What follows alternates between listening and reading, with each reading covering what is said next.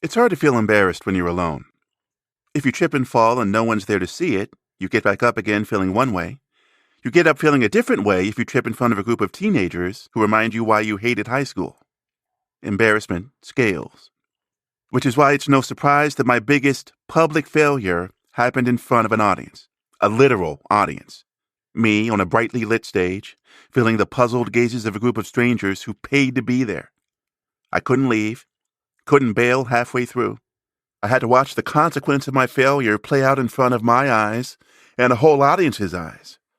It's a story I've tried most of my adult life to forget. Later in this episode, you're going to hear it. I'm David Sadgen. I'm a loser. This is a podcast about losers. People who ran for president and lost. You know, a blessing can also be a curse. That's the theme for this episode. We're going to hear the story of a man who was born, seemingly, with a halo around him. A charmed man, gifted with beauty and talent, and a family name destined to thrust him into greatness. But that halo, like a lot of shiny things, it was a lie. Because when this man failed and saw the spectacular consequences of his failures play out in front of his eyes and a whole nation's eyes, he came to reject what he once considered a blessing. This is the story of a man who had a front row seat for the bloodiest, deadliest manifestation of politics America has ever known. Civil War. This is the story of regret and chaotic redemption. This is the story of John C. Breckinridge.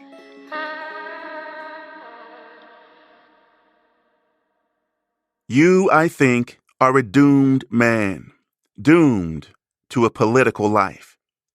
That's a quote. Reportedly, one of John C. Breckinridge's biggest supporters said this to him privately.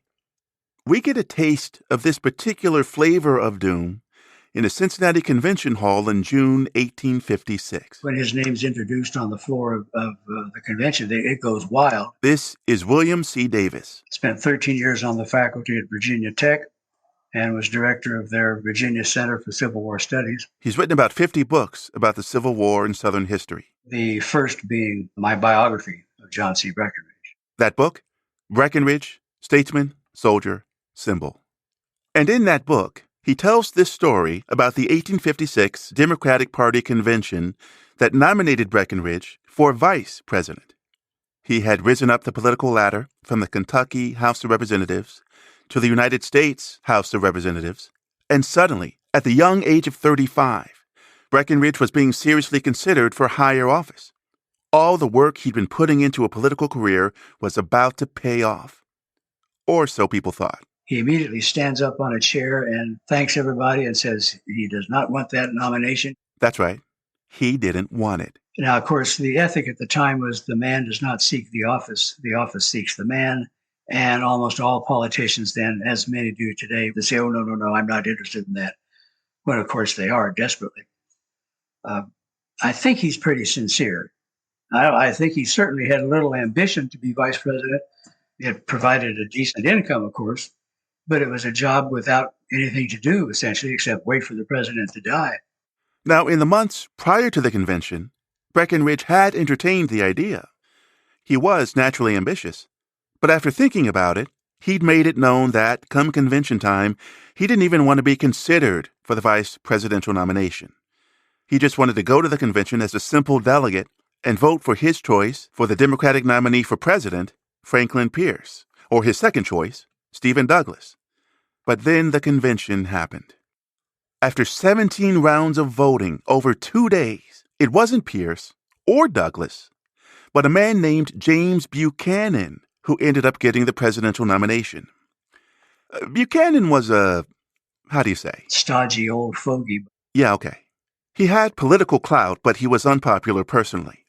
So now that the voting was moving on to nominating not just a vice president, but Buchanan's vice president, Breckinridge was likely relieved he'd been keeping his name out of the running.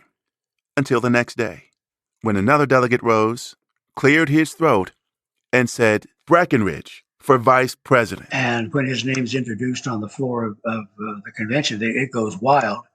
He immediately stands up on a chair and thanks everybody and says he does not want that nomination. And normally that would have been the end. The voting would have moved on to someone else. But John C. Breckinridge was blessed, or shall we say, cursed. Because when he stood up on that chair and spoke against his own nomination, people liked what they heard. I mean, really. Many of the delegates had never actually heard him speak before. Now, they were mesmerized, both by his manner and by his humility. He's turning it down?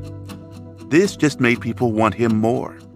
Plus, in a room full of people savvy about politics, there were several things these delegates immediately understood. James Buchanan, when elected, will be the oldest president we've had up to that time.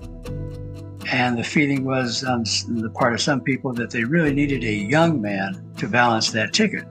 Plus, Buchanan was seen as a stodgy old fogey by a great many Democrats. He was electable, but they had no real great enthusiasm for him. And so they kind of wanted there to be an heir apparent who had a greater appeal. And of course, Breckinridge at this point has served 2 terms in Congress. He's been seen, he's been admired, he's very popular in Washington.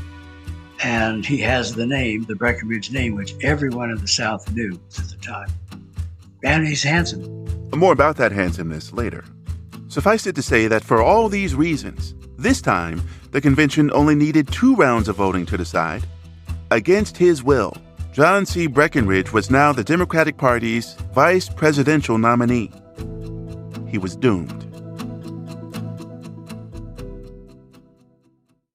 John C. Breckinridge's story begins on January 16, 1821. And from the moment of his birth, his greatest asset was being a Breckinridge in Kentucky. Because the Breckinridges... They were not affluent. They weren't poor. They were pretty much, I guess, in what we would call the middle or somewhat upper middle class. But socially and politically, they always seemed to run in the top echelon. And I guess it's because they were one of the first families. His mother taught him to read and write.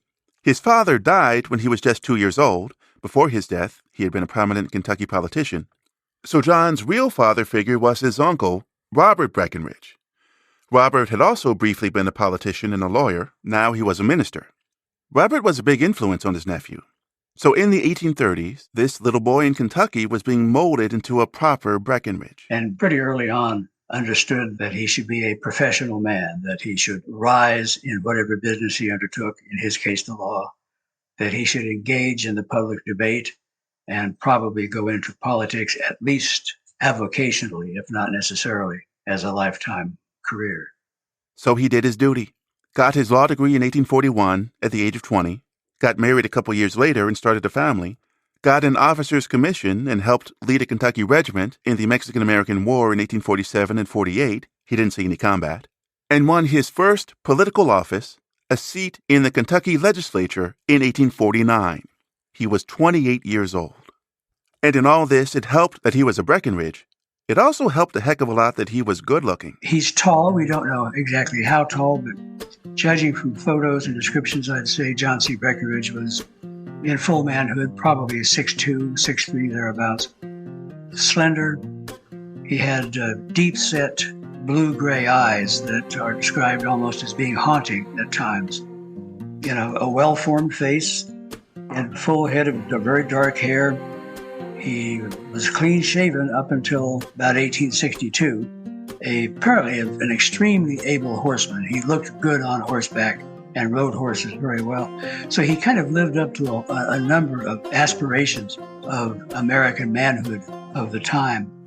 And that certainly helped him in his political career. There are descriptions of him casting a look over a crowd in silence, just casting his eyes over the crowd and drawing forth cries and applause because he was so impressive.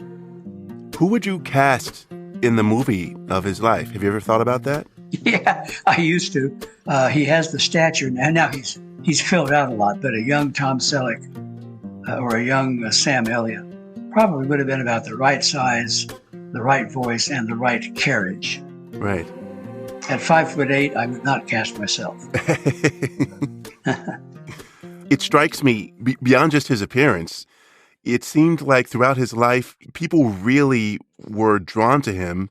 They wanted to do things for him. he had this magnetism about him. You're quite right. He had, I guess, what you would call a magnetic personality. It helped that he was a very able speaker, completely at ease in front of crowds. Of course, he would have been educated in the classics and in oratory.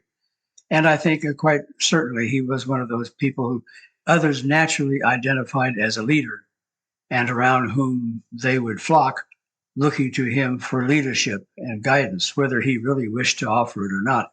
Sadly, after years later, after the breakup of the Union, after the devastation of the Civil War, he would look back on his career and regret that he went into politics because he regarded it as something that did not lead to the betterment of humankind.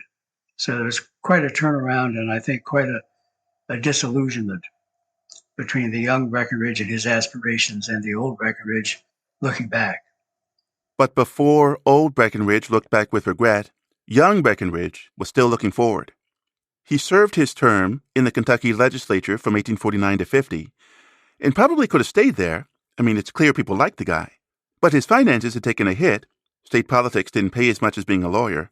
And more so, he was grieving the loss of his 7-month-old son, who had recently succumbed to illness. So in 1850, he announced he was retiring from politics. But if there's a pattern in this story so far, it's that Breckinridge's destiny was out of his control. To understand why his retirement wouldn't last, we should take a moment to consider Breckinridge's thoughts on the hottest of the hot-button issues of the day, slavery. Now, before he got into politics, we can only speculate about Breckinridge's views on slavery. We have, of course, very little from him prior to 1849 expressing an attitude or viewpoint towards slavery. He will make comments such that no one should have their rights taken away from them. No, everyone should have respect. He doesn't specifically mention slaves, but I think it's fair to interpolate that his attitude extended to them, especially when you take into account the general family attitude. They're opposed to slavery, but accept it as an uncomfortable fact they're stuck with. The Breckinridges don't advocate abolition, but they do advocate emancipation, voluntary freeing of slaves. But in the late 1840s and 50s, the North and the South are arguing over how much slavery can or should expand into all this new Western territory won in the Mexican-American War. Attitudes are hardening. As a Southern politician, even in a border state like Kentucky, voicing too much moderation about slavery could be politically dangerous. So I think it's with that in mind that Breckinridge starts this shift toward a little harder line, not a harder line on slavery, but a much softer line about expressing any personal discomfort. Whatever personal discomfort Breckinridge may have had didn't stop his firm support of a new fugitive slave law. A lot of slaves ran away from Kentucky in search of freedom in the North. This new law, proposed in 1850, made it easier to hunt them down and return them to their masters. But Breckinridge also supported another 1850 proposal, allowing California to join the United States as a free state, not a slave state. He believed that when it came to slavery out west, the people who lived there should be the ones to decide. These two 1850 proposals were key parts to the Compromise of 1850, which tried to settle these rising tensions between North and South. And Breckinridge's support of this overall compromise led to his further rise in politics because he was a Kentuckian. You see, the chief architect of this compromise was longtime Kentucky Senator Henry Clay. Kentuckians from all parties loved Clay. So when Breckinridge toasted Clay at a festival in his honor in late 1850, and when the crowd saw how moved old Clay had become at Breckinridge's words praising him for the compromise and his career overall, and especially when the crowd then saw Clay praise Breckinridge, then embrace him, that was it. Retirement be damned. Breckinridge was doomed by Clay's coronation. A few months later, in early 1851, the Democratic Party nominated Breckinridge to run for U.S. Congress. This nomination foreshadowed the event near the beginning of this episode, when the Democratic Party basically forced Breckinridge to accept the vice presidential nomination 5 years later in 1856. But here, back in 1851, Breckinridge didn't stand up on a chair and try to bat it away. He hadn't wisened up quite yet, so he accepted. The Democratic Party knew what it was doing. Breckinridge won his congressional election in August 1851, and in doing so, he flipped a longtime Whig Party seat. The Whig political party was strong in Kentucky. Henry Clay was a Whig. So Breckinridge winning this seat was a big deal for the Democrats. He began his congressional career in the cold Washington, D.C. winter of late 1851. His friends sent him some 18 gallons of whiskey to keep him warm.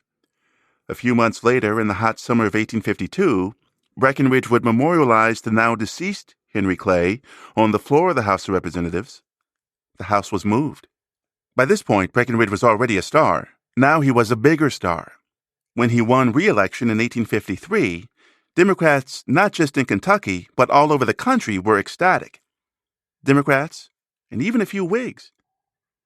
But all the while Breckinridge's halo was blazing, so were tensions between the North and the South. And I think as time goes on through the 1850s, that's going to be the dominant reason that he is more and more quiet about his feelings towards slavery, or that maybe his feelings towards slavery are themselves evolving somewhat. There's so little he left behind to tell us that we just don't know. I think personally that he inwardly held on to his basic abhorrence of slavery, but it just was politically unfeasible, unpopular, and certainly self-destructive for a Kentuckian to voice such opinions. In 1855, Breckinridge, once again, tried retiring from politics. Again, his finances were taking a hit, and he wanted to resume being a lawyer. Plus, the Whigs had redrawn the boundaries of his congressional district, so there was a chance he would lose his next election anyway. And for a while, he made good on his retirement.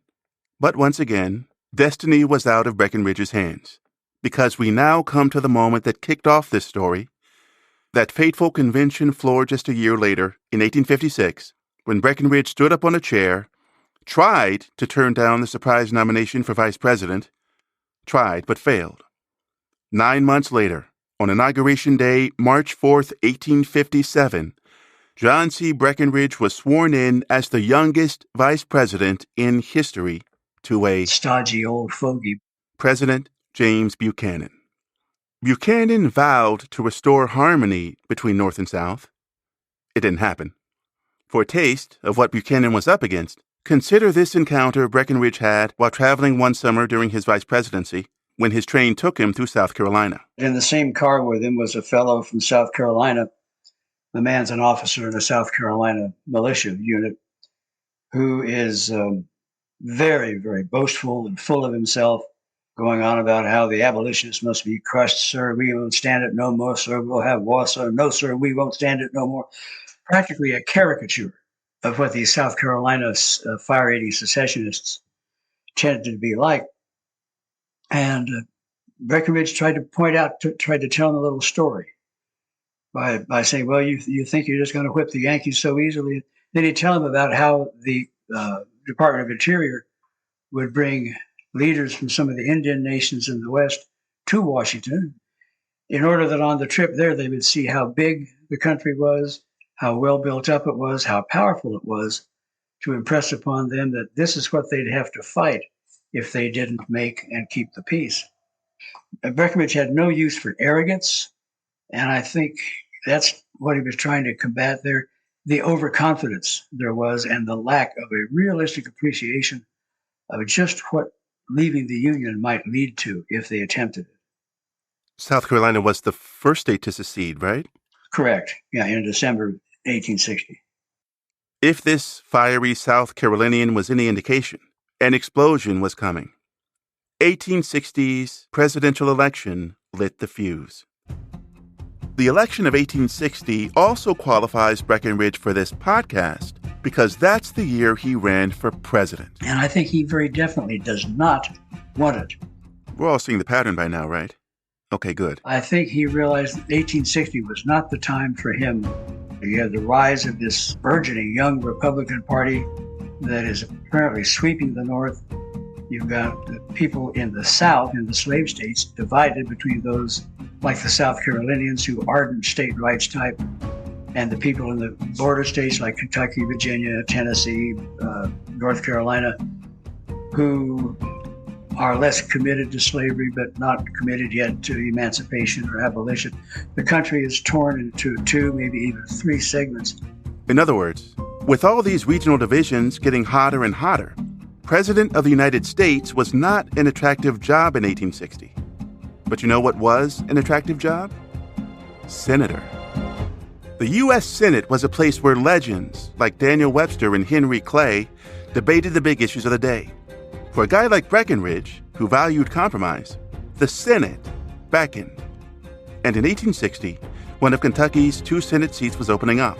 It was essentially his for the taking. So senator, not president, was where Breckinridge saw the brighter future. And this was all academic anyway, because Stephen Douglas was the frontrunner for the Democratic Party's presidential nomination, not Breckinridge. Fine, I imagine Breckinridge would say. Let Douglas deal with the potential hassle of being president. Leave me out of it. I mean, it's going to be Douglas, right? I mean, the Democrats won't do something crazy. But then, of course, events take over. What? The Democratic Party meets in Charleston, South Carolina, and splits immediately. Splits? Like breaks apart? The more moderates reconvene and nominate Stephen Douglas. Okay. The ardent secessionists go off on their own. Yeah. Wind up nominating Breckinridge. Whew. In the movie, I imagine this would be Breckinridge's dramatic "why me" moment. But it's a good question. I mean, Breckinridge wasn't a fiery secessionist. He was generally inclined to compromise, like the Compromise of 1850. So why him? Well, regardless of how Breckinridge actually felt about slavery, he may have been privately anti-slavery, or he may have genuinely come to adopt the hardline, pro-slavery position expected of him by his backers. Or maybe he didn't care that much about slavery itself, but because it was in the Constitution, and because he believed in the rightness of that Constitution above all else, he felt a duty to protect slavery, regardless of his actual views. What the South saw in him, the pro-slavery white South, was a loyal Breckinridge, a Southern gentleman who looked good on a horse, who owned slaves. He never had a plantation, but he had household slaves.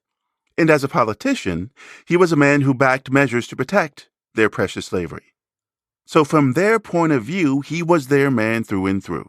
It might have helped him if he had repudiated some of the more outspoken pro-secession backers, but he can't, as a loyal Democrat, he can't do that without repudiating people who have supported him. And when it came to his supporters, Breckinridge was often too loyal to the wrong people. He would not see their backing, their blessing, as a curse until it was too late. Let's take a step back to consider the political landscape. In the 1850s, we've seen the collapse of the Whig Party and the emergence of a new, mostly Northern Republican Party. The Republicans were against the expansion of slavery, and in 1860, their guy was Abraham Lincoln. Now we have the Democratic Party splitting and putting forward 2 different candidates for president, Stephen Douglas for the more moderate Democrats, and John C. Breckinridge for the so-called Southern Democrats. Now, as if all this wasn't crazy enough, another group of politicians decided they would form yet another party, the Constitutional Union Party. The Constitutional Union Party saw that if Abraham Lincoln was elected, the South would likely secede.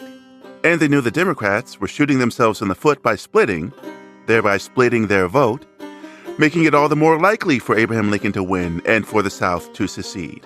The Democrats saw this too, but all attempts to repair their split and reunite under a single candidate failed. The Constitutional Union Party was all about avoiding any kind of seceding. So they ran a former senator from Tennessee named John Bell, branded him as the guy to vote for to essentially avoid rocking the boat. Are you following all this?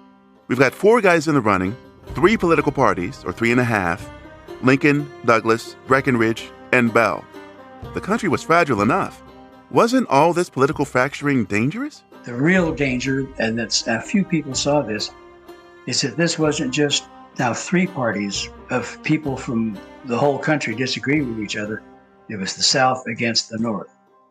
And it allowed an irrational vilification of the opponents of each other. It was like having 2 nations of Donald Trumps going at each other. I mean, just bizarre things were being said about people North and South. But in that kind of charged atmosphere, people were becoming conditioned to believe bizarre things. as politicians and others played on the public's emotions.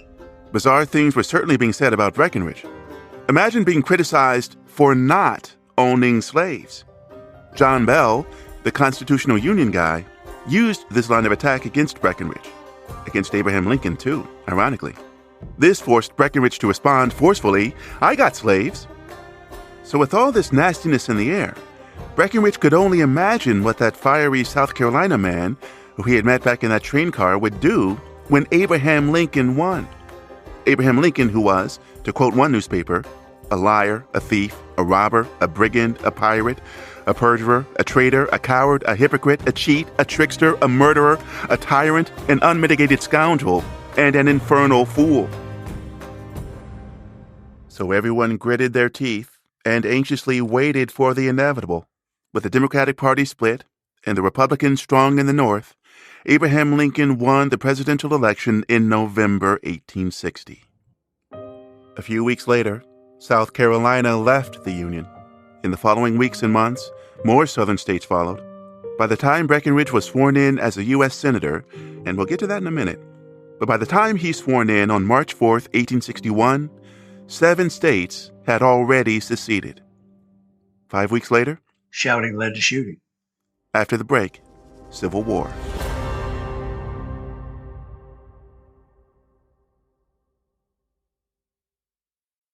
At the beginning of this episode, I said I would tell you the story of my biggest public failure, when my blessing became a curse.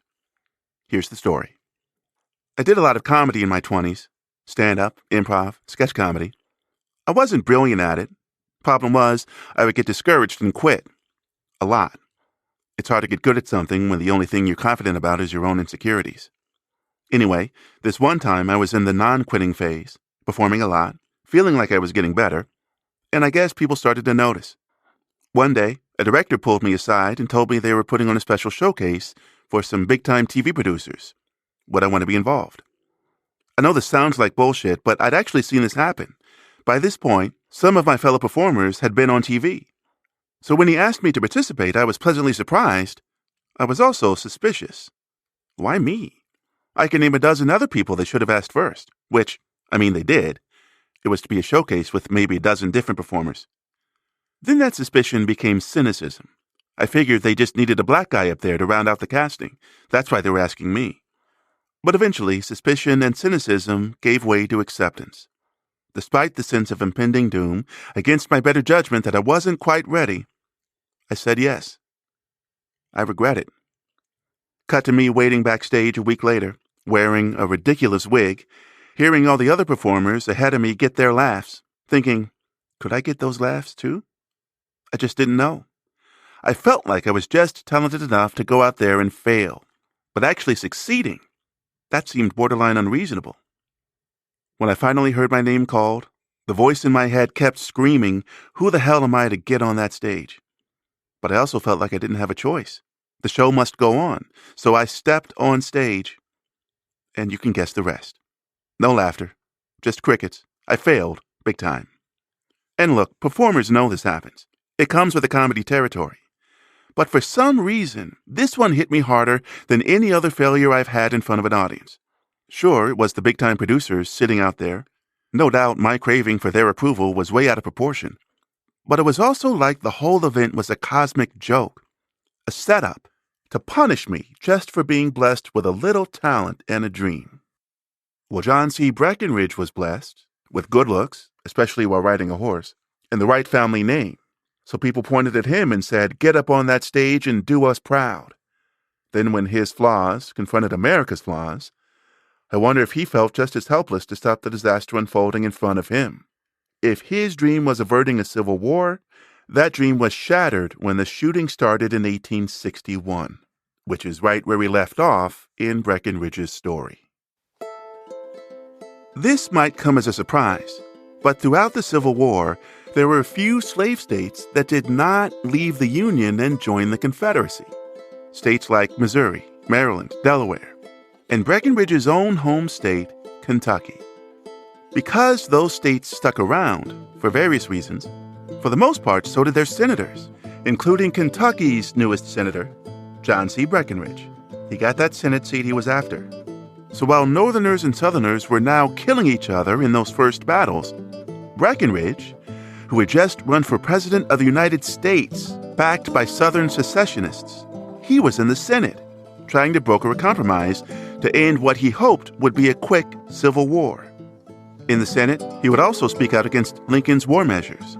As you can imagine, it was an awkward time to be a senator. Again, Breckinridge biographer William C. Davis. So he's almost a lone voice in the Senate by this time, speaking not in favor of the Confederacy, but against Lincoln's war measures against the Confederacy. And that's, in fact, what he was speaking about in the Senate on that day when Baker came in. Baker is Senator Edward Baker of Oregon. Baker strode into the Senate on August 1st, 1861, in what would be an extraordinary scene. You see, Senator Baker was also Colonel Baker.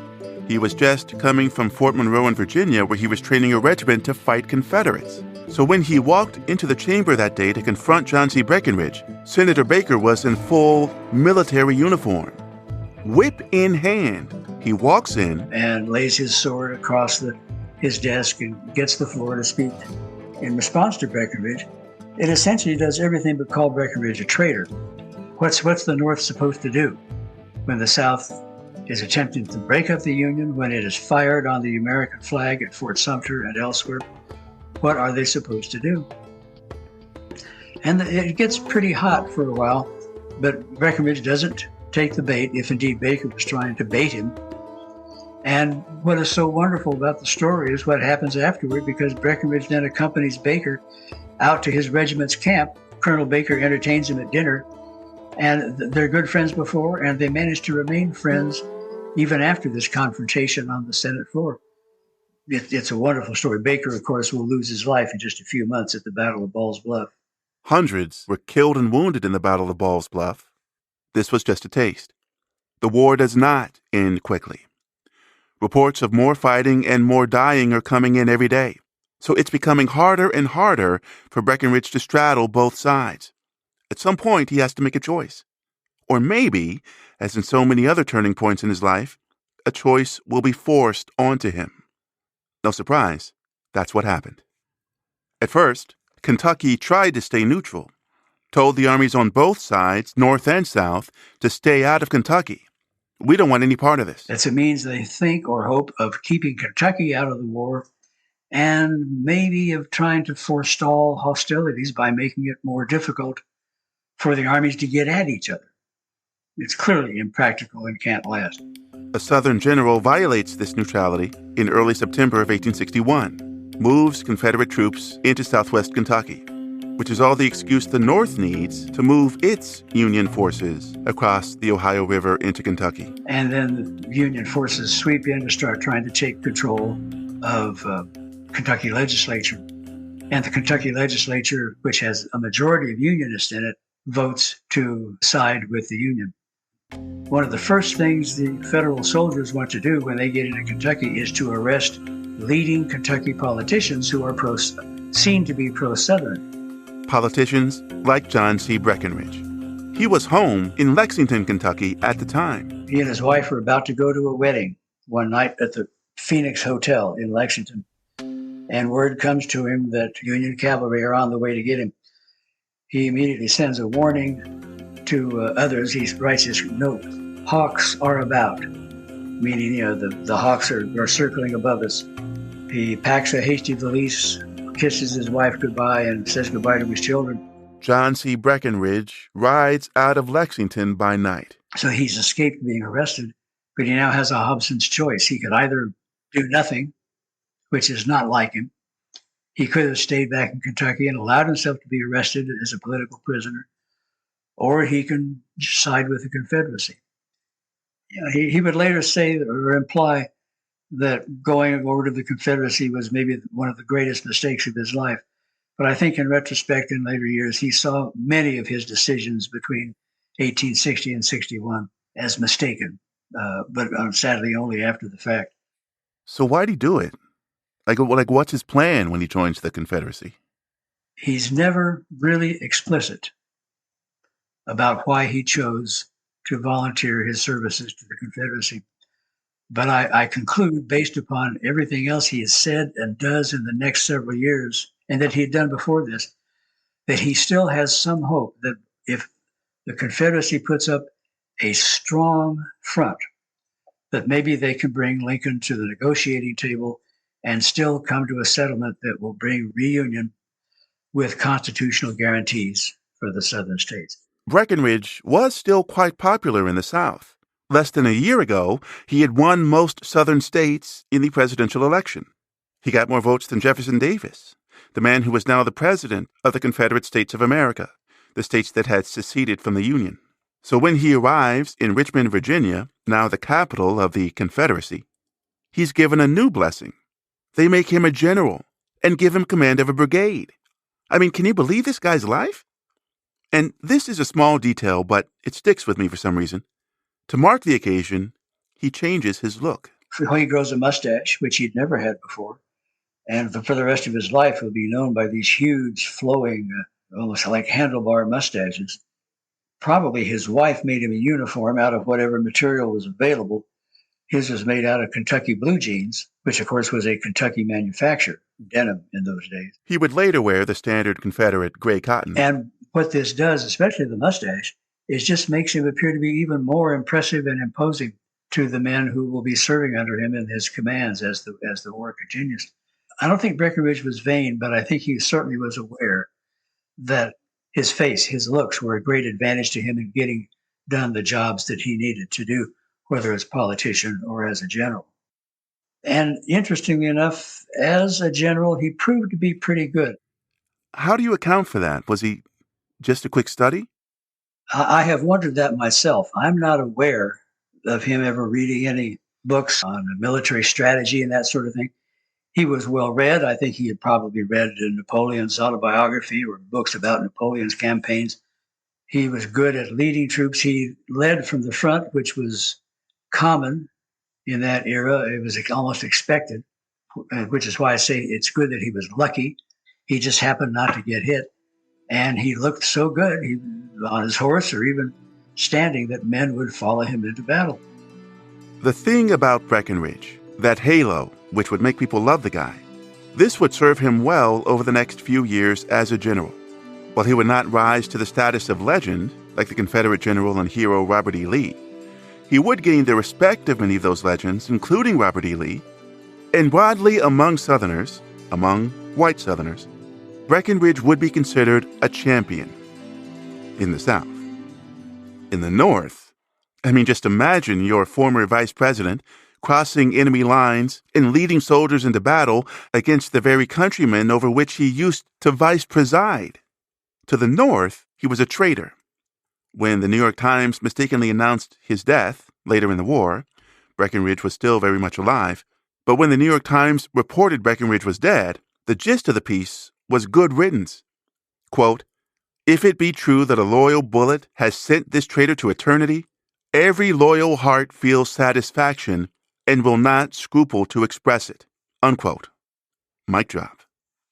That Northern bitterness became contempt upon learning that not only was Breckinridge still alive, but in early 1865, nearly 3.5 years after crossing enemy lines, Breckinridge had taken on a new role in the Confederacy. The Confederacy is pretty dispirited by the winter of 1864-65.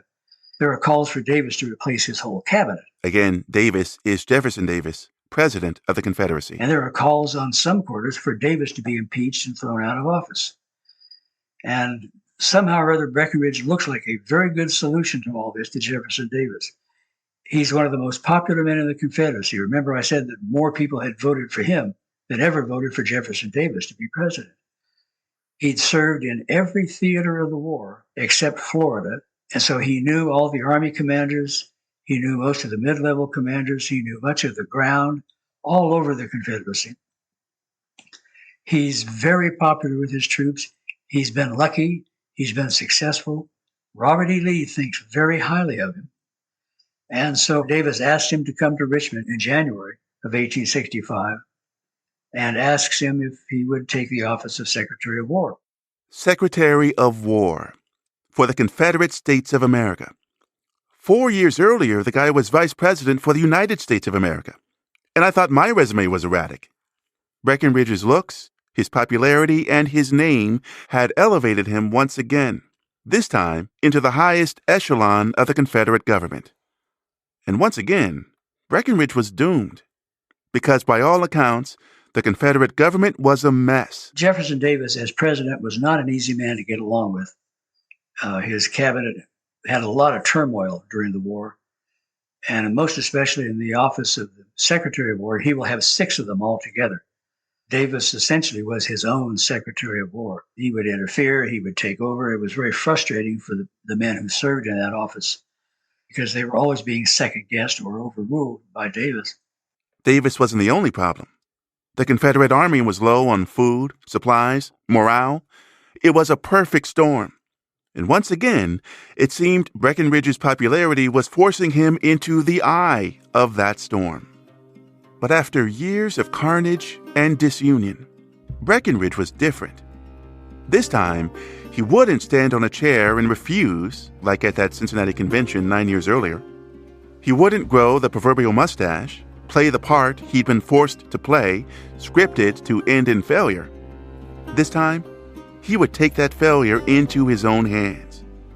Breckinridge had had enough. One motivation that may be the overriding motivation he had in accepting the office of Secretary of War is the fact that by this time there is no question he thinks the war is lost and that the most humane, the most sensible... He knew even before getting into the office that the war was lost. I think even before. It's evident that every life lost from now on is lost unnecessarily. From the time Breckinridge first takes office to the very end, this is what he's devoting himself to primarily, which is trying to find a way to bring about an end to the war, short of just forcing the North to defeat the Confederacy to the last man. So he took the gig. Not to fight the war, but to end the war. Consider how Breckinridge deals with the inevitable fall of the Confederate capital, Richmond. Unlike Davis, Breckinridge was clear-eyed. He saw it coming months before it happened. So when the time came, he was ready. That's one of the reasons that of all the archives of the Confederate government, the best preserved are the War Department archives, because he started sending them out of Richmond in February, 2 months before the city falls, under Confederate guard, with orders for those Confederate guards to turn over the archives to the Federals as soon as they arrived, because he wanted the story of the Confederacy to be preserved. While in the panicked days and hours before the fall of Richmond, with the army of Union General Ulysses S. Grant advancing, other Confederate departments were destroying their records. There are accounts of people seeing clerks coming out of government buildings just holding arms full of papers and dumping them in burning pyres in the middle of the street. One of the ironies of Confederate history is that the wind comes up and takes a lot of the burning embers of these papers and blows them off into the warehouse district, which starts the fire that destroys much of Richmond. So in a way, Richmond's consumed by the story of the Confederacy. In the final hours, Breckinridge, Davis, and the rest of his cabinet escape Richmond, go further south through the Carolinas, then Georgia, all the while Breckinridge trying to convince Davis, dude, just surrender. But Davis wants to keep fighting, to go to Texas and carry out the war from there. Davis is kind of detached from reality at this point. He's utterly delusional. But Davis simply can't get his mind wrapped around the fact that this creation of his has lost. You know, he had 4 sons. He outlived all 4 of them. And I think for him, it was unthinkable to see this other offspring of his, this Confederate government, willingly go to its rest. In Georgia, Breckinridge separates from Davis, leading a group of Kentucky cavalry as a decoy to try to lure pursuing Union soldiers away from Davis. You see, Breckinridge wants Davis to make it safely to Europe to avoid his capture, trial, and potential execution, which he believes will just turn Davis into a martyr, making national reunification more difficult. But his decoy plan, it doesn't work. Soon after separating, Breckinridge gets word that Davis has, in fact, been captured. So Breckinridge keeps going south. What happens, in fact, he has this hair-raising adventure of an escape on horseback and then by boat. They turn pirate. He sails across the Gulf Stream in a hurricane. It's a story begging to be made into a film before reaching Cuba. And when he gets to Havana, in Cuba, he learns the last Confederate army in the field, the last possible bargaining chip which could have been used in a peace negotiation, has surrendered. So he doesn't have to go any farther. All the Confederate armies have surrendered, but he still calls what today we would call a press conference, because there are a lot of reporters from northern newspapers in Havana at the time. And through them, he issues a call for all remaining Confederate soldiers and little commands here and there to turn over their arms, give their parole, and then to go home and get about the business of rebuilding their lives. Breckinridge is kind of the guy who calls the whole thing off, banking on his popularity that people will listen. Though technically unofficial, it's his last act as Confederate Secretary of War. That was July 7th, 1865. On December 25th, 1868, Christmas Day, President Andrew Johnson, who had taken over as president after Lincoln was assassinated, proclaimed amnesty for all former Confederates. A couple months later, on March 9th, 1869, after nearly 4 years in exile in Europe and Canada, John C. Breckinridge came home to Kentucky. When he stepped off the train in Lexington, he was met with pouring rain and a cheering crowd. After all that had happened, the people in Kentucky still loved him. Even a civil war was not enough to dim the halo over John C. Breckinridge. Power was like a cosmic birthright for the guy. All he had to do was reach out and grab the reins once more. Governor, senator, according to one newspaper editor, he just had to say the word. He said no. And this wasn't like his panicked refusal 13 years earlier, standing on that convention chair trying to turn down his nomination for vice president. This was the calm dismissal of a man who had suffered the curse inside the blessing and had now had enough. He tells people, I am an extinct volcano. He's deeply disillusioned with politics. He advises his sons that if he had to do over again, he would stay out of politics and do something that was useful for mankind instead. He has nothing to do with former Confederates who are trying to refight the war and the peace, who just want to keep the animosity alive. One of the few times he does go public is in response to the Ku Klux Klan. The KKK had taken hold in Kentucky by this time. He kind of goes off. He describes the Klansmen as idiots or villains.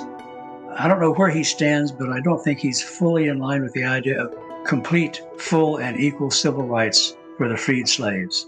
But he accepts the situation as it is and refuses to countenance, as do many Kentuckians, the kinds of depredations that the Klansmen are perpetrating on black civilians. He says the law says they're citizens, they must be treated as citizens, their properties and violated should be theirs, their rights are the same as ours.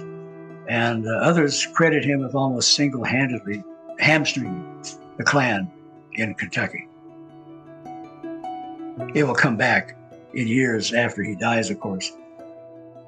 Breckinridge went through a long period of reevaluation of his own motives and his actions, and what degree of responsibility he did or did not bear for bringing on this catastrophe on his generation. I think all of that began to add up with whatever mental anguish there was over what had happened to his country, what had happened to his career. And I think that probably affected his health somewhat as well. He's never really a very healthy man after about 1872. And when he dies in 1875, he's only 54 years old. When considering making an episode about John C. Breckinridge, I had a lot of doubts.